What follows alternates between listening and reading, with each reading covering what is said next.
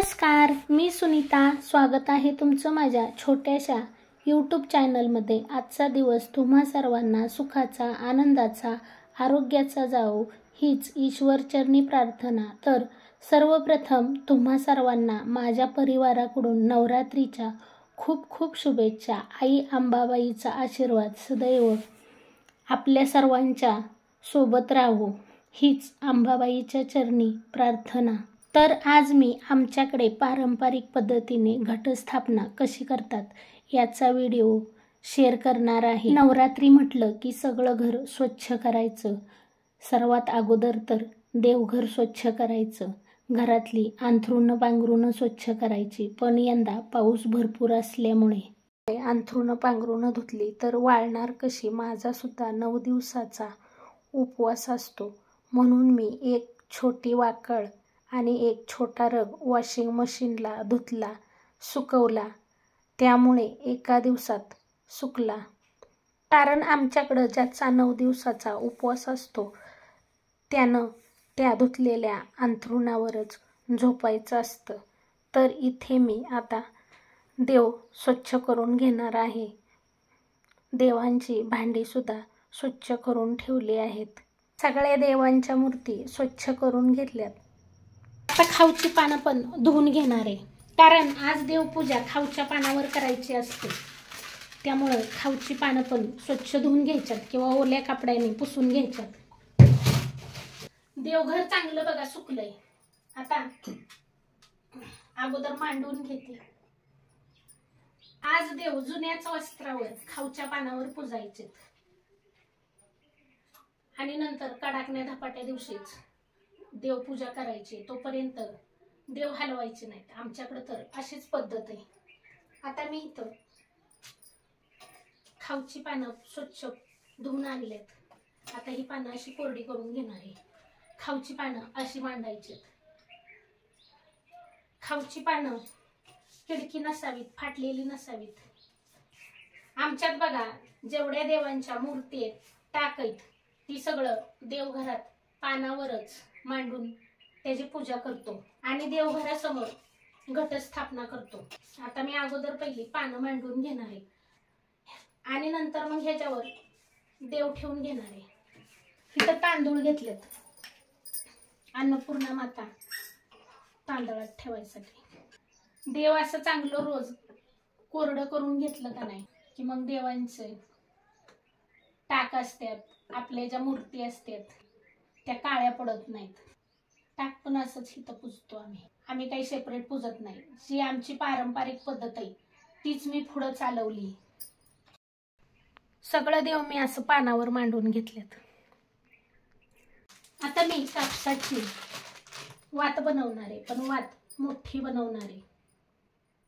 7-8 दिवस वात पुरल एवढी वात बनवणार आहे आणि 2 वातींची एक वात करायची आणि मगच निरंजनात घालायची.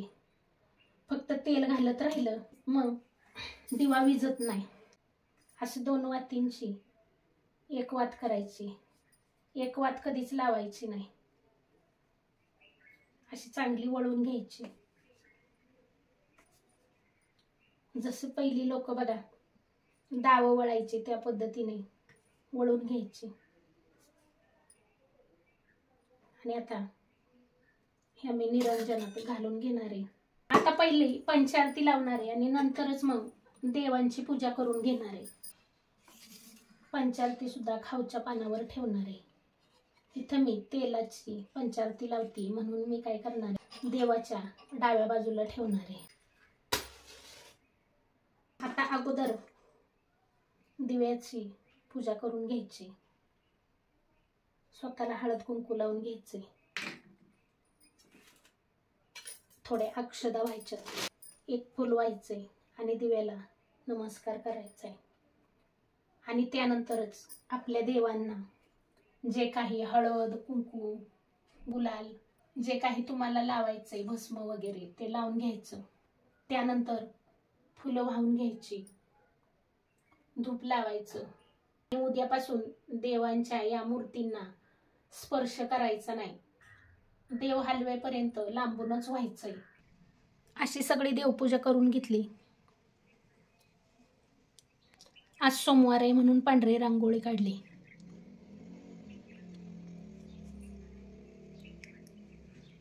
उंबरठ्याचं पण पूजन करून झालं, रांगोळी काढून झाली, दारात पण रांगोळी काढून झाली, तुळशीची पूजा केली. माझ्याकडे शंभू महादेवांची पिंड आहे, पाषाणाची आहे म्हणून मी बाहेर दारात तुळशीपाशी पुजते.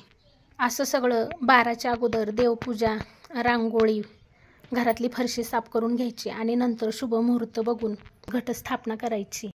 आमच्याकडं मंदिरातला घट 12 नंतर बसतो, त्यामुळं आम्ही घरातला घटसुद्धा 12 नंतरच बसवतो.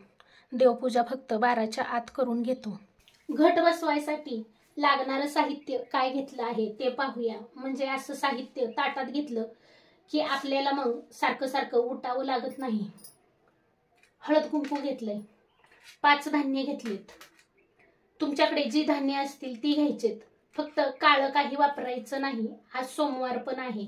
अक्षदा घेतल्यात, सुपारी घेतली, 1 रुपयाचं नाणं घेतलंय.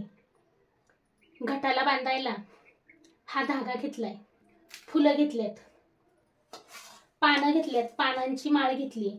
आज पहिल्या दिवशी खाऊच्या पानांचीच माळ घालायची असते.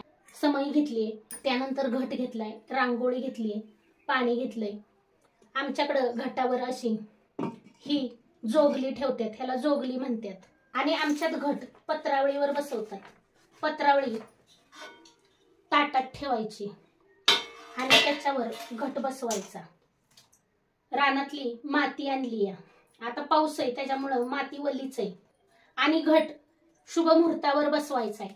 आमच्याकडे ना देवळातला घट 12 नंतर बसतो आणि त्यानंतर आम्ही घरातले घट बसवतो. आता आपण काय करूया, कापसाची वात करूया. अखंड वात लावायची असेल तर कापसाची एकदम मोठी वात करायची आणि हातावर रांगोळी घ्यायची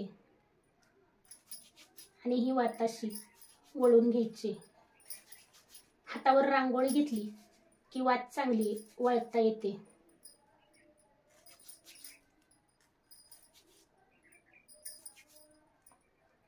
जेवढी तुम्हाला लांब हवी असेल तेवढी तुम्ही वात लांब लचक वळून घ्यायची.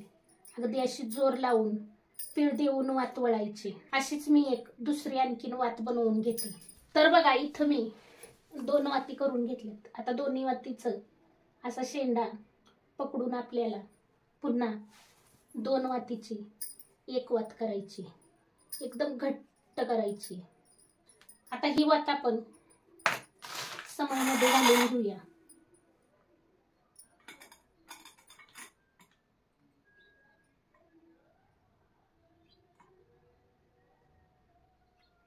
आता समई तेलाने गच्च भरून घ्यायची. समई तेलानं गच्च भरून घेतली. माझ्या देवघरासमोर खाली घट स्थापना करणार आहे. तर अगोदर सुरुवातीला इथं मी स्वस्तिक काढून घेणार आहे. जिथं मला घट स्थापना करायची त्या ताटाखाली स्वस्तिक काढणार आहे. आणि त्यानंतर आता याच्यावर मी असं ताट ठेवणार आहे आणि त्याच्यावर पत्रावळी ठेवणार. सुरुवातीला आपण तेलाची समई लावायची. बघा मी सुरुवातीला सुद्धा तुम्हाला सांगितलंय प्रत्येकाच्याकडे वेगवेगळी पद्धत असते. मी आमच्या पद्धतीने तुम्हाला घट बसवून दाखवणार आहे. आता समईचं तोंड, माझ्या देवघराचं तोंड उगवत मावळत आहे, म्हणजेच पूर्व पश्चिम आहे. मग मी समईची ज्योत सुद्धा पूर्व पश्चिमच केली. आता सुरुवातीला आपल्याला समईची पूजा करून घ्यायची. कोणतीही पूजा करताना आपण अग्नीला साक्षी ठेवून पूजा करतो. अक्षदा व्हायच्यात, 1 फूल व्हायचंय आणि नमस्कार करायचा आहे. आता इथे मी या पत्रावळीवर ही रानात आणलेली माती घालून घेणार आहे. भरपूर माती घालायची. त्यानंतर आता इथं मी 5 धान्य घेतलेत. सोमवार असो किंवा कोणताही वार असो, काळं धान्य कधीच घटामध्ये घ्यायचं नाही. कोणी 5 धान्य घेतं, कोणी 9 धान्य घेतं, कोणी 7 धान्य घेतं.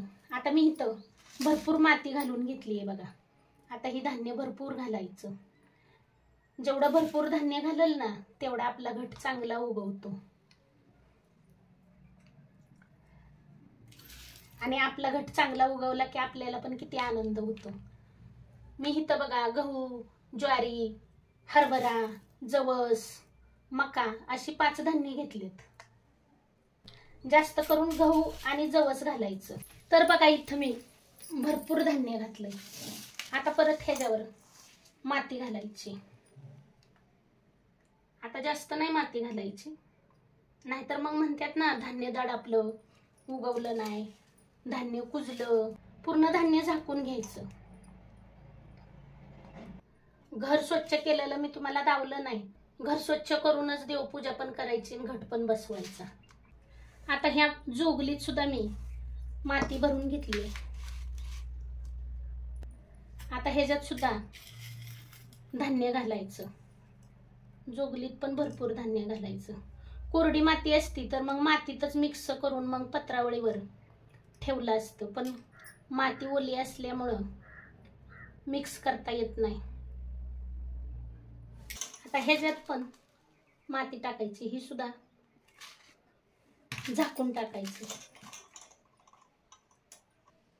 आम्ही शेतकरीच आहे, त्याच्यामुळे आम्हाला माहिती आहे धान्य उघडं पडलं की मग ती चांगलं उगवत नाही। आता या घटाला हा लाल धागा बांधून घ्यायचा आहे। जेवढा पाहिजे तेवढा कट करून घ्यायचा। जर तुमच्याकडे हा लाल पिवळा धागा नसला तर तुम्ही आपला जो जाड दोरा असतो पांढरा, तो जाड दोरा घेऊन त्या दोऱ्याचं 5 इडं किंवा 7 इडं घ्यायचं आणि त्याला हळद कुंकू लावायचं आणि तो दोरा लाल पिवळा करायचा। आता खालपासून वरपर्यंत आपल्याला हळदी कुंकवाचे 5 पट्टे ओढून घ्यायचे। त्यानंतर आता या घटामध्ये 1 सुपारी, 1 रुपयाचं नाणं आणि पाणी थोडंच घालायचं बरं का, जास्त नाही घालायचं। कारण काय होतं, घट गळतो, पाझरतो आणि आपली माती पण ओली आहे, बाहेर पाऊस पण सारखा येतो या।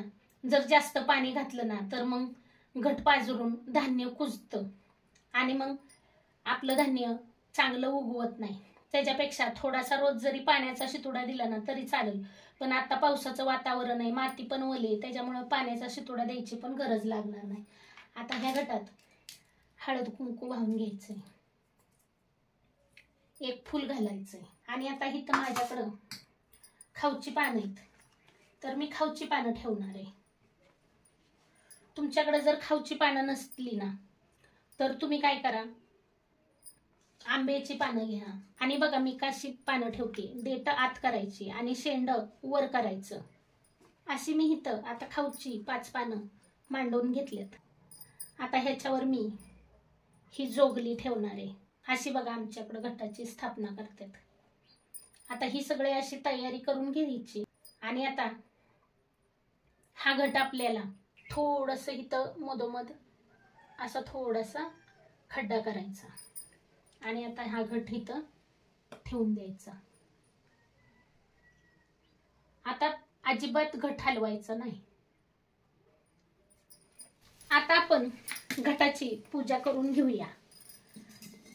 आता आपली माती ओली आहे म्हणून आपण फक्त फुलांनी पाण्याचा शितोडा द्यायचा।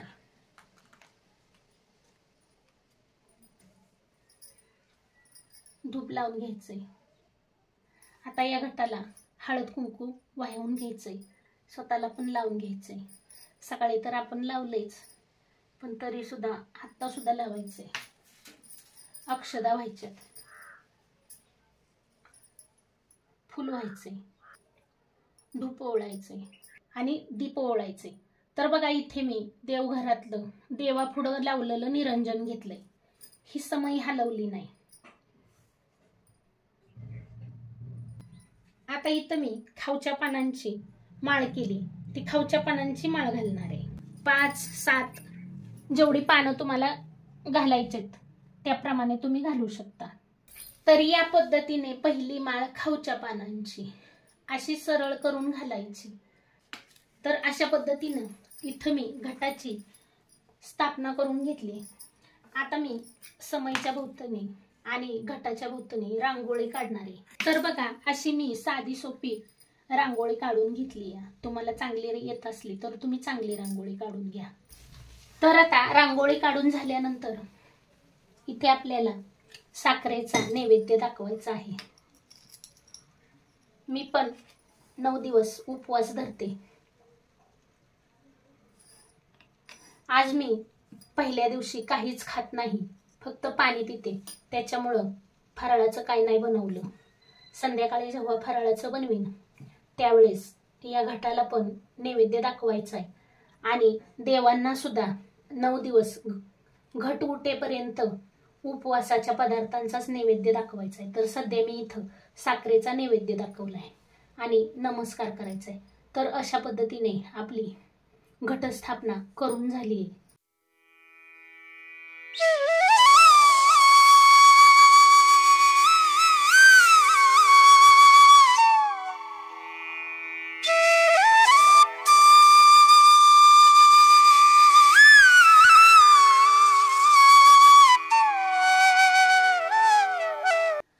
तर तुम्हाला माझी आजची ही घटस्थापनेची पूजा कशी वाटली कमेंट करून सांगायला विसरू नका। पूजा आवडली असेल तर व्हिडिओला एक लाईक जरूर करा। चॅनलला याआधी सबस्क्राईब केलं नसेल तर सबस्क्राईब करा, म्हणजे तुम्हाला असेच पारंपरिक सण, उत्साह, पूजा, रेसिपीचे आणि कॉमेडीचे व्हिडिओ पाहायला भेटतील। तर पुन्हा भेटूया अशाच एका नवीन छानशा व्हिडिओ सोबत। तोपर्यंत बाय बाय।